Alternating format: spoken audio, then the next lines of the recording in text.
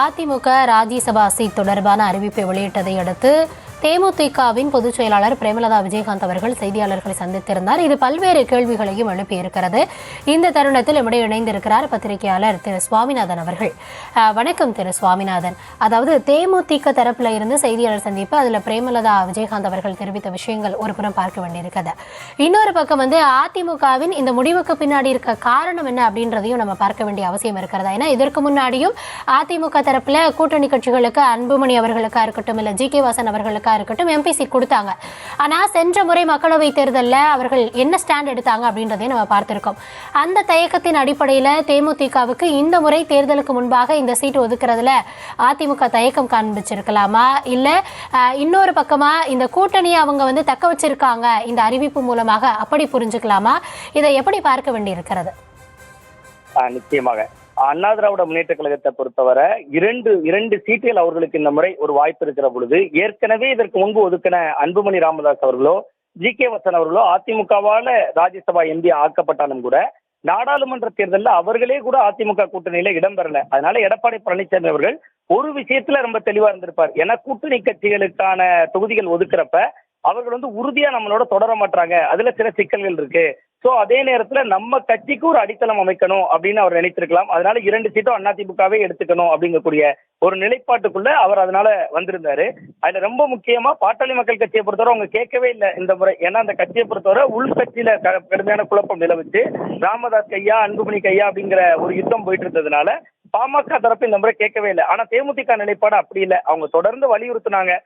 பொது வெளியில கூட பேட்டி எல்லாம் கூட கொடுத்தாங்க. நாங்க கேட்டிருக்கோம், எங்களுக்கு தரேன்னு சொல்லியிருந்தாங்க அப்படிங்கக்கூடிய குரல் எல்லாம் கூட தேமுதிக தரப்புல இருந்து ஒழிச்சுச்சு. இது எல்லாத்துக்கும் மேல எல்.கே. சுதீஷ் அவர்களே நேரடியா போய் எடப்பாடி பழனிசாமி அவர்களை சந்தித்திருந்தார்.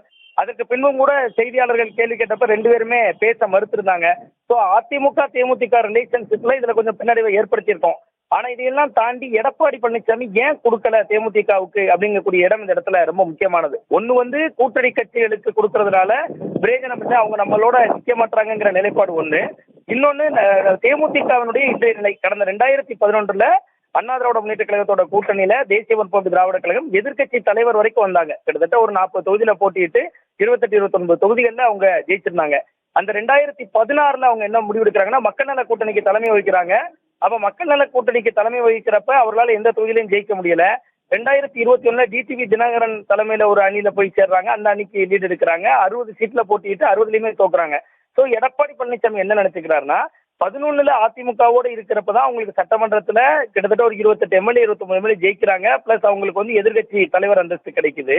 அதே நேரத்துல அதிமுகவை விட்டு நகர்ந்து போய் அவர்கள் தேர்தலை சந்தித்த 2016 மக்கள் நல கூட்டணி இதுவும் தோல்வி, 2021 தோல்வி.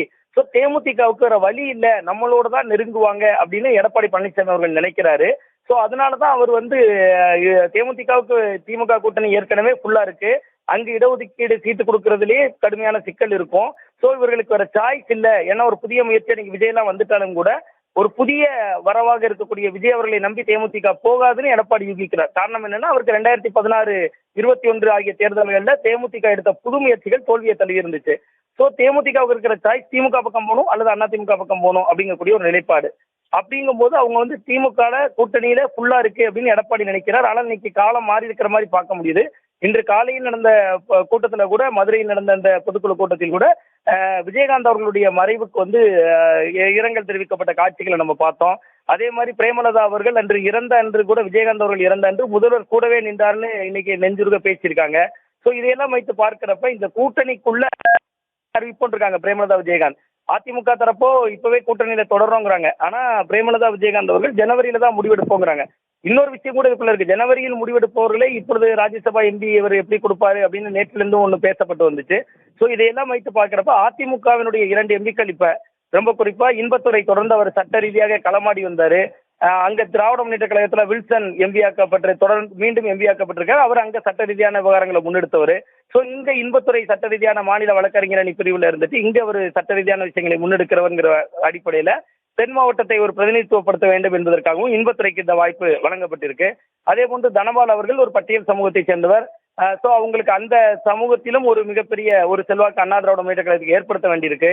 சோ அவர்கள் அந்த இடஒதுக்கீட்டை அவர்கள் அப்படி நிரப்பி இருக்கிறார்கள் அந்த இடத்தை அப்படின்னு தான் இதை நம்ம புரிந்து கொள்ள வேண்டியிருக்கு.